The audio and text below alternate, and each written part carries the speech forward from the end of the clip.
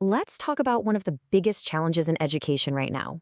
How do you make an online course feel like a real place? A place where people connect and ideas spark, not just a glorified folder full of files. That's what we're digging into today, the actual blueprint for becoming an architect of engagement. So, first things first, we've got to face the problem head on. When you teach online, something essential from the physical classroom, it just vanishes. You know what I mean, right? That little chat before class starts, the conversation that continues down the hall, that moment when a bunch of students all have that aha moment at the same time. None of that happens by accident online. It can't.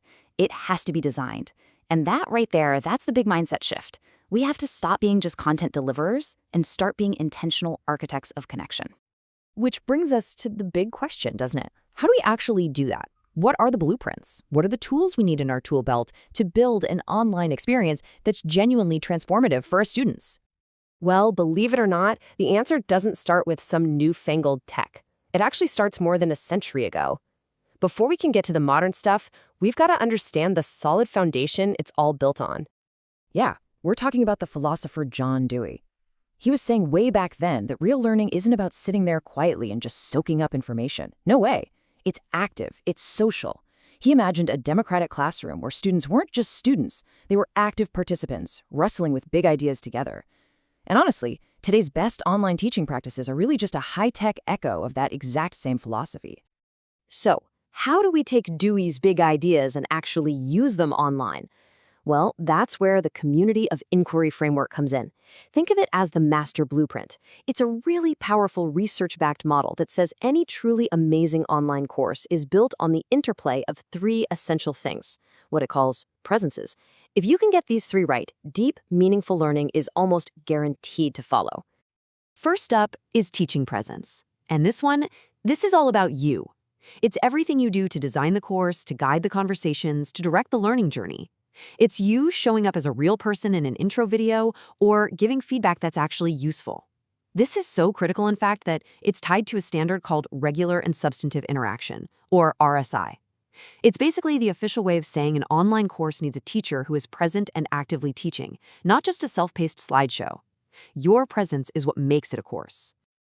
Next, we have social presence, and this is really the heart of it all. This is about creating a space where your students feel safe enough to be their authentic selves, to connect with each other, and with you. Want to know the secret weapon for this? Small groups.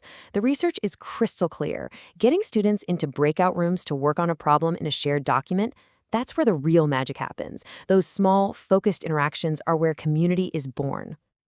And finally, the third pillar, cognitive presence. This is the whole point, right? This is where students actually build new understanding.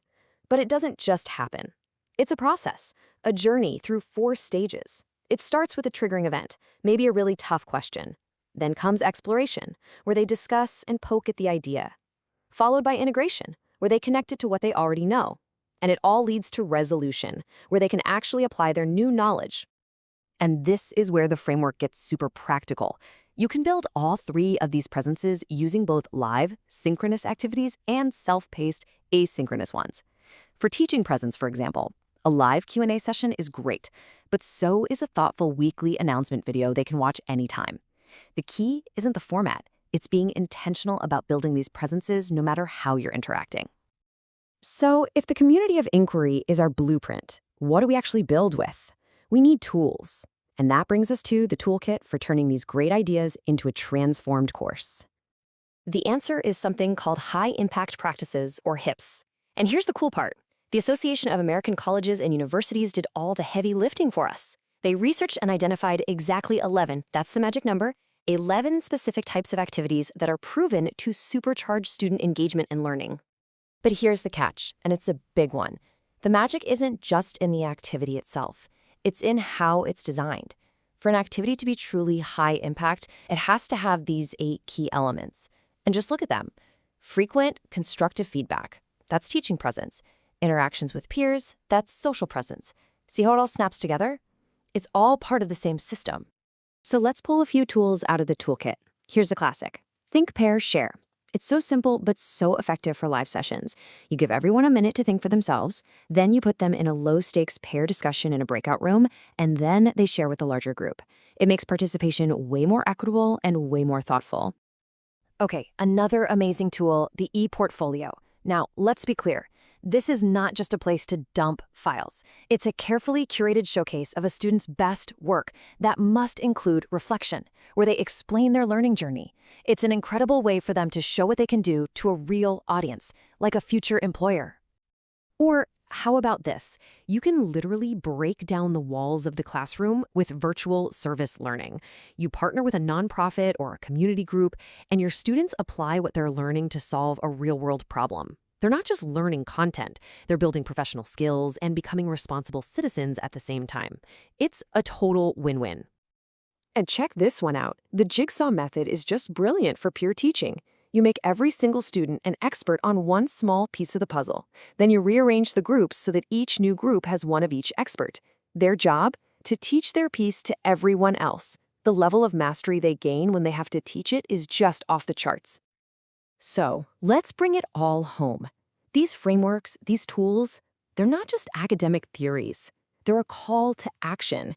They're asking us to completely rethink what our job is in an online course.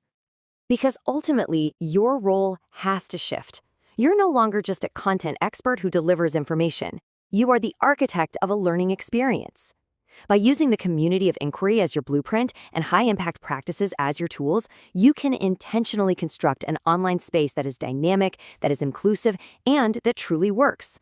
You're not just building a course, you're building a community. And so that leaves me with one final question for you.